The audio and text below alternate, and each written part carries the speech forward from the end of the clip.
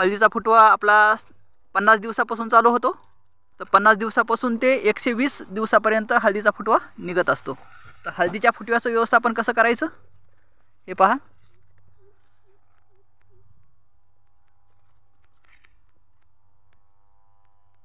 Strong फुटवे आहेत 2. लावगण पण मस्त आहे 6 इंच. 2 कोमातील अंतर 6 इंच.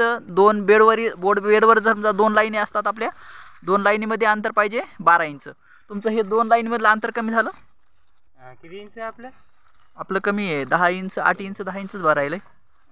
ते का इकडे पण कमी दिसायला. हॅलो गोपाल. बेड रुंद पडले नव्हते का? बेड रुंद पडले पाहिजे अशी काळजी घ्यायचा दुसऱ्या वेळेस. आणि 2 ओळीमधील अंतर आपलं 12 इंच पाहिजे. 2 कंदामधील अंतर 6 इंच पाहिजे. आणि ह्या बेडची शिर तर ह्या बेडची शिर 5 फूट पाहिजे. तर ही आपली ही पण कमी दिसायली मला. 4 फूट आहे. 4 फूट आहे. त्याच्यामुळे काय होतं की पान चिचुळे बनतात. इकडे बघा पान तुमचं चिचुळे. पान रुंद झालं पाहिजे. पान रुंद जाड आणि लांब जेवढं होईल तेवढी तुमची शेंग पोसल. आणि झाडाला प्लांट बायोग्राफ म्हणतात त्याला. Plant population. जर समजा प्लांट पॉप्युलेशन जर योग्य असेल तर उत्पादन तुम्हाला स्ट्रॉंग मिळतं. नाही तर मग इथं काय होतं की दाटवा झाला की चिचुळे पानं होतात. चिचुळे पानं झाले की ह्या पानाची सावली दुसऱ्या पानाची सावली तिसऱ्या पानावर असे वाढते. आणि इथं प्रकाश संश्लेषण प्रक्रिया होत नाही बरोबर. कारण सावली येते इकडून. आता इकडे गेला सूर्य ह्या पानाची सावली ह्या पानावर येते. इकडं सूर्य असला ह्या पानाची सावली ह्या पानावर येते. तर काय होतं की प्लांट बायोग्राफ महत्त्वाचं आहे. की प्लांट बायोग्राफ काय आहे आपला 2 ओळीतले अंतर 5 फूट हळदीसाठी. आज जे तंत्रज्ञान सिद्ध झालेलं आहे त्याचं 2 ओळीतील अंतर 5 फूट. 2 ओळी समजा एक बेडवर 2 लाईनी. 2 लाईनीमधील अंतर 1 फूट म्हणजे 12 इंच. आणि 2 कंदामधील अंतर हे 6 इंच. हे डेफिनेटली तुम्ही लक्षात ठेवा. आता ह्या वर्षी झालं ते झालं पुढच्या वर्षीसाठी. तर हे जर झालं तर याला प्लांट पॉप्युलेशन आणि प्लांट बायोग्राफ म्हणतात. ग्राफ प्लांटचा म्हणजे त्याला चौकून जर चांगलं क्लायमेट मिळालं, वातावरण चांगलं मिळालं, हवा त्याला खेळती मिळाली, सूर्यप्रकाश चांगला मिळाला आणि त्याला जागा मिळाली न्यूट्रिशन अपटेक होण्यासाठी की ह्या हळदच आहे पण त्याची क्रॉसिंगचं वेगळं आहे. ते आमच्या ते कोंब आहेत त्याचे हेच आहे ते अनुवंशिक गुणधर्मात आहे ते काहीतरी. तर प्लांट बायोग्राफ सगळ्यात महत्त्वाचं आहे की प्लांट बायोग्राफ जर योग्य असेल तर तिथं अन्नाचं अपटेक चांगलं होतं. रूट झोनसाठी त्याला जागा मिळते. झाडाला पण जागा मिळते. की उदाहरण देऊन सांगायचं म्हणजे एखादा हॉल आहे जे 10 बाय 10चा आहे. तर 10 बाय 10च्या हॉलमध्ये आपल्याला 10 माणसं चांगल्या पद्धतीने बसतील. पण तिथे जर माणसं आपण 30 घातले तर बसणार नाहीत, दमकोंडी होईल ना. तर तसं असतं की आपल्या शेतामध्ये आपल्याला झाडं किती लावायचे आणि त्या झाडाला जागा कशी द्यायची हे सगळ्यात महत्त्वाचं आहे. हे पहा. तर आता आपल्याला फुटवा व्यवस्थापन करायचं आहे. हे पहा स्ट्रॉंग फुटवे आहेत मस्त.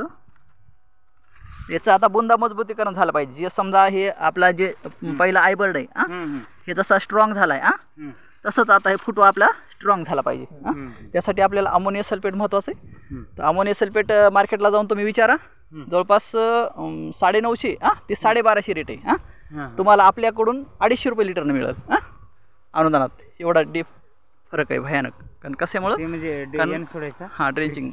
तर हे कशामुळं की आपली जी ट्रीटमेंट घेतलेली त्यांनाच त्या रेटनं मिळणार. नाही तर मार्केटच्या रेटनंच मिळणार मग 1000-1200 रुपये. तर ते एवढा डिफरन्स आहे की ज्यांनी क्रॉप ट्रीटमेंट घेतली आहे त्यांच्यासाठीच ही सुविधा आहे, बाकीच्या शेतकऱ्यांसाठी नाही. बरं आता याची वाढ कमी करावं का? वाढ जास्त व्हायली?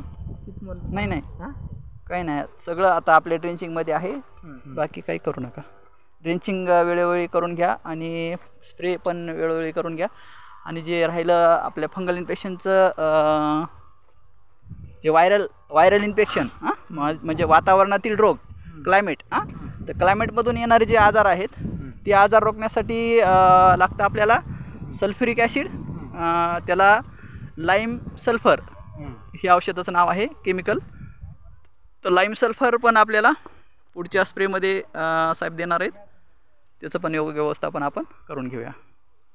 की जे कुठं कुठं पानं जे तुम्हाला हे दिसतात ना हम्म. पिवळे पडलेले, हो, हो. पिवळे लाल पडतात आणि पुन्हा करपून जातात, काळे पडतात आणि पुन्हा करपून जातात, ही 3 प्रक्रिया असते. तर ती 3 प्रक्रिया कशामुळे होते हम्म. की हे रोग असतो ते पाण्यामधून आलेला असतो. हा, हा. दूषित वातावरण किंवा पाणी किंवा क्लायमेट चेंज. आता याला काही तर फवारणी का? हां ते फवारणीमध्ये आपले ते कंटेन्स आहेत. आहेत का? हां ते होऊन ती जाते पिवळी तुमचं. व्हायला येतं. हां ते तुमचं होऊन जाते कवर याच्यामध्ये स्प्रेमध्ये. शिरा आहे.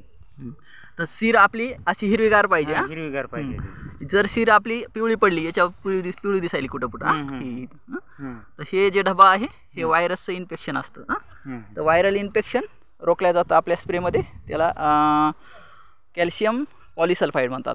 तर कॅल्शियम पॉलिसल्फाईड आपल्याला ऑर्गॅनिकमध्ये ह्युमसमध्ये दिलेले त्यांनी कंटेन्स.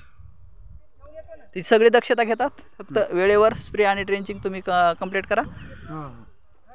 आता तुमची गेल्या वेळेस जी 29 तारखेला झाली तर हे 31 तारखेचा महिना आहे. हम्म. आपले 28 दिवसाला ड्रेंचिंग आणि 28 दिवसामध्ये 4 स्प्रे पडले पाहिजे. तर ते 3 दिवस काढून टाका. 29 मधून 3 काढले, राहिले